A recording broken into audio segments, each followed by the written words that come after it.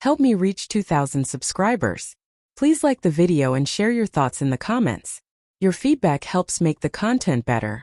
The message came late like all bad news does, past midnight, when the house was quiet and my thoughts were loud. You've changed, Mark. I don't even recognize you anymore. That's what she wrote. And I just stared at the screen, wondering when I stopped being the man she once swore she couldn't live without. Emily and I had been married for 6 years. College sweethearts turned partners, turned strangers pretending everything was fine. The laughter had left first, then the honesty, and somewhere in between so did trust. But I tried. God knows I did. I worked late, not because I wanted to, but because I thought giving her stability would make her happy. I missed dinners, anniversaries, little moments, all for a future I thought we were building together. Then came him. Daniel. Her old friend. The one who just needed someone to talk to. At first it seemed harmless. A few messages, a coffee meetup, then late-night calls just to catch up. I told myself I was overthinking it. I told myself she would never. Until I called her one evening and heard his laughter in the background. That kind of laugh, deep, familiar, careless. The kind that didn't belong in my home anymore.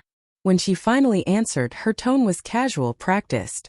I was just with a friend, Mark. Don't start. But something in me cracked. Not loud, not obvious. Just a quiet break that only I could feel. The next morning she left early for work. I didn't ask questions. I just drove.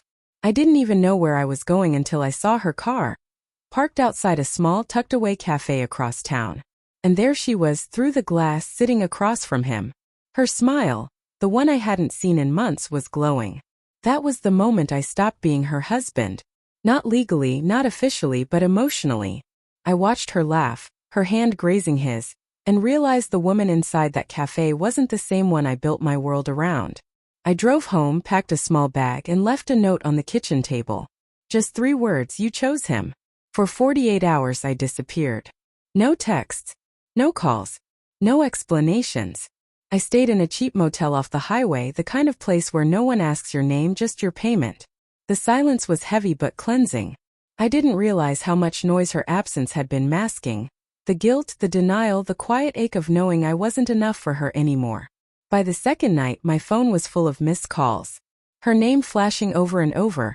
Each vibration a reminder of everything I was walking away from. Then came her messages. Please answer. It's not what you think. Mark, we need to talk. But I didn't reply. Because deep down I already knew the truth. On the 3rd morning I went back to the house. The front door was unlocked. Inside the air felt strange. Thick with perfume and regret. She was sitting on the couch, still in yesterday's clothes, eyes swollen. Phone clutched in her hand like a lifeline that never connected. You just left? She said, voice trembling. Without even talking to me? I leaned against the wall, calm in a way I hadn't been in years. What's left to say, Emily? Tears welled in her eyes. It wasn't like that. Daniel was going through something, he needed someone. It just happened. That phrase. Just happened. Like betrayal was an accident, like hearts didn't break by choice. I didn't shout. I didn't accuse. I just nodded slowly. I hope he was worth it. For a moment I thought she might lash out, blame me again. But she didn't. She just sat there, defeated, like the weight of her own choices had finally caught up. I left my house keys on the table and turned toward the door. Take care of yourself, Emily. Mark, she whispered. Please don't go. But I did. And I didn't look back. 2 days later I got a call from her sister. Emily had been in a car accident. Late night, wet road, no seatbelt. They said it looked like she lost control. When I arrived at the hospital it was too late. The hospital room was cold, too white, too quiet. I stood at the doorway, staring at her still face beneath the fluorescent light. Emily looked peaceful. Almost like she'd just fallen asleep. But peace was something she hadn't known for a long time. Her sister handed me a small envelope. They found this in her bag, she said softly. It's for you. I took it with shaking hands and stepped outside. The parking lot was empty except for the sound of rain tapping against the pavement. I opened the envelope slowly. Inside was a folded note, written in her familiar, hurried handwriting. Mark, I don't know how to fix what I've done.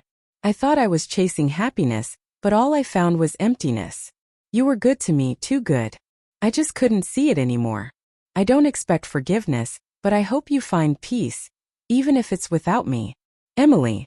The words blurred through the tears I didn't want to admit were there. For all the anger I'd felt, all the pain she caused, reading that note was like being punched in the chest by memory. She was gone. And all that remained was silence, the kind that echoed long after the sound faded. In the days that followed, people whispered condolences, speculated about what had really happened. Some called it an accident. Others said it looked intentional. But I stopped searching for answers. Some endings aren't meant to make sense. I buried her with the letter still in my pocket. After the funeral, I drove back to that same cafe, the one where I saw her last smiling. I sat by the window, ordered black coffee, and stared at the empty chair across from me. For the first time, I didn't feel hate. Just an aching sort of forgiveness. Not for her but for myself.